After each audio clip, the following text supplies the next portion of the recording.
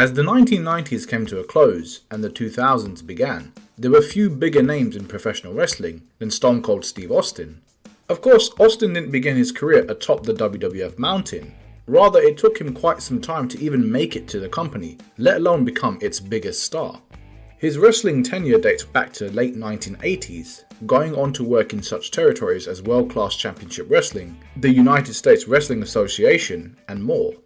Eventually he worked his way up to World Championship Wrestling and then briefly Extreme Championship Wrestling, before he caught the attention of the WWF brass in 1995, and with that, he kicked off an incredible run that few in the wrestling business can match. And in this video, we'll find out that on the road to becoming Stone Cold, Steve Austin took part in some particularly entertaining, fascinating, and important matches that all contributed greatly to his rise to superstardom. Number 11. Steve Austin and Percival Pringle III vs Chris Adams and Chris Von Erich. Following his debut match in WCCW against Frogman LeBlanc in September of 1989, Steve Austin's pro wrestling journey saw him work under the USWA banner. The clean-shaven, blonde-haired rookie clearly had a lot to learn about the sport, but nevertheless, the minds behind the promotion must have figured the best way for him to learn the ropes was to step into the squared circle on live TV. Most of his matches from this era aren't much to write home about, but one particular tag team match from August 17th, 1990 is worth taking a look back at purely because of the competitors involved. Although it's novel enough seeing a young Steve Austin without even a hint of Stone Cold to be seen, the work between the ropes and the fun of this tag match doesn't just stop there, because when it comes to the opposing team, Austin's trainer Chris Adams and Chris Von Erich of the legendary Von Erich wrestling family comprised it. Meanwhile, who did Austin have on his side? That would be Percival Pringle III, better known to most wrestling fans as the legendary manager Paul Bearer. This match is by no means a technical classic, but it sure is a fascinating anomaly to watch all these years later. Number 10. Steve Austin vs Sandman vs Mikey Whipwreck. After his unceremonious release from WCW, a disgruntled Steve Austin made his way to ECW in 1995. Though he didn't step into the ring for some time, he did garner a lot of attention for his erratic and angry promos, where he took aim at WCW and its figurehead at the time, Eric Bischoff. He didn't hold back in these vignettes, and the ECW faithful could not get enough, which fast-tracked him to the main event of November to Remember 1995, in an ECW World Heavyweight Championship match against Mikey Whipwreck. And although Austin lost the bout, his title aspirations didn't dissipate there. Just under a month later, ECW held the December to Dismember pay-per-view, which would host Austin's second and final match in the company. He would join Whipwreck and Sandman in a triple threat match for the ECW World Heavyweight Championship, which the Sandman would ultimately win. In the aftermath, Austin made his way to the WWF, and the rest is history. Of Austin's couple of ECW matches, this one is the better of the two. One has to wonder what other plans ECW mastermind Paul Heyman had in store for him if he elected to stay. Number 9. Steve Austin and Dutch Mantell vs The Punisher and the Soultaker. Throughout his time in the USWA, Steve Austin continued to hone his craft between the ropes and showed steady signs of improvement. Sharing the ring with the likes of Bill Dundee, Eric Embry, Jerry the King Lawler, and more helped bring him to the next level in no time. Thus, as 1991 rolled on, Austin eventually landed himself a spot in WCW, where he'd remain for a good chunk of the decade. But before departing USWA, Austin would take part in a tag team match that by the end of the decade, pro wrestling fans would be willing to pay big money to see live. On January 8th, 1990, Steve Austin teamed with Dirty Dutch Mantell to take on the intimidating tandem of Punisher and Soultaker.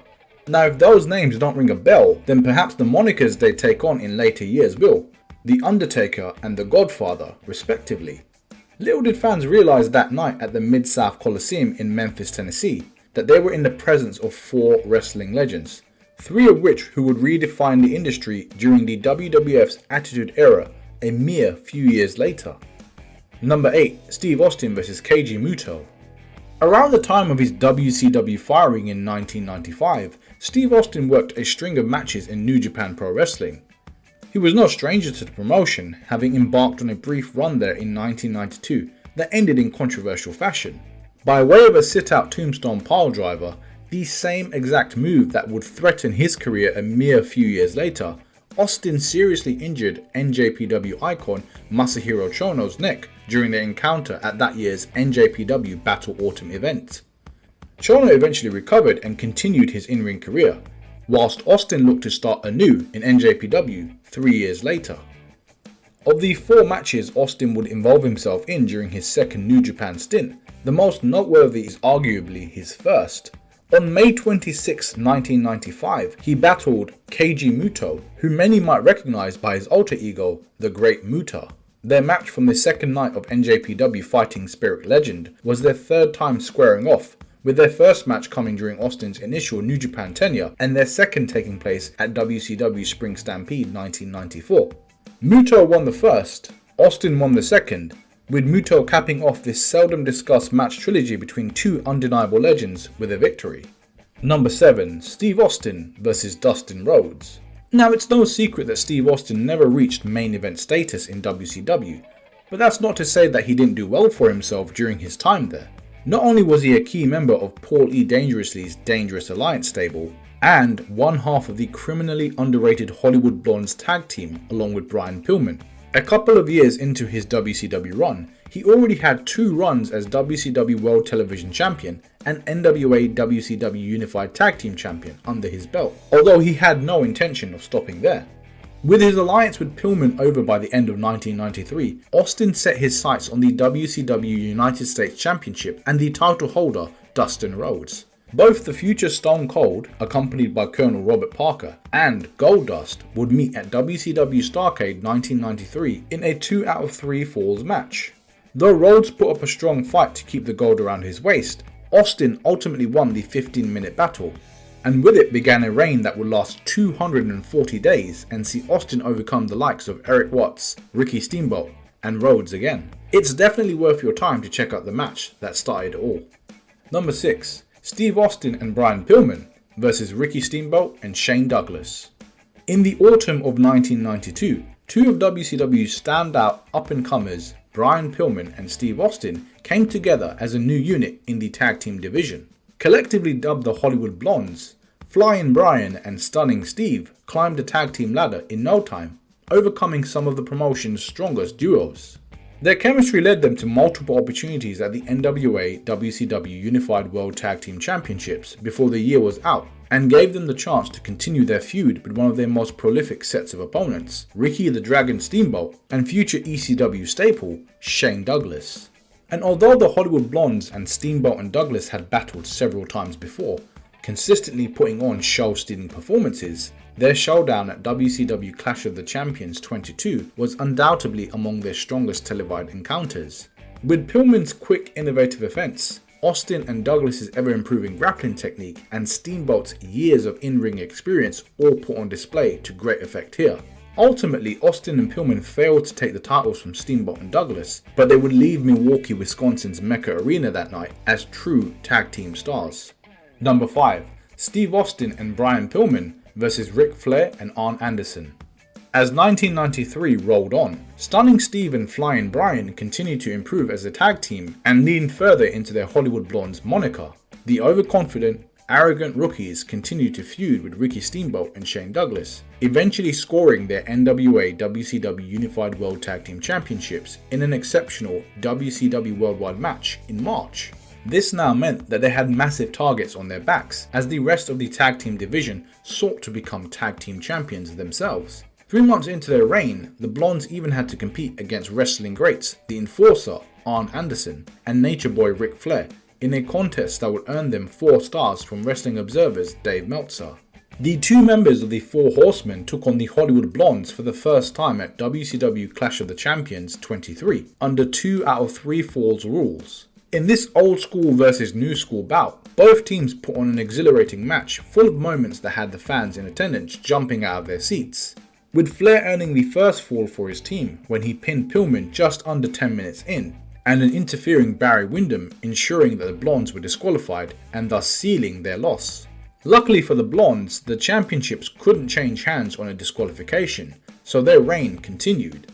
Number 4. Steve Austin and Ric Flair vs Ricky Steamboat and Sting. Steve Austin's time in the tag team ranks of WCW is best defined by his work alongside Brian Pillman as the Hollywood Blondes. However, Pillman wasn't the only person Austin shared a corner of the ring with throughout his tenure in the company. Cactus Jack, Larry Zbyszko, and several others teamed with Austin at house shows and on television to varying degrees of success.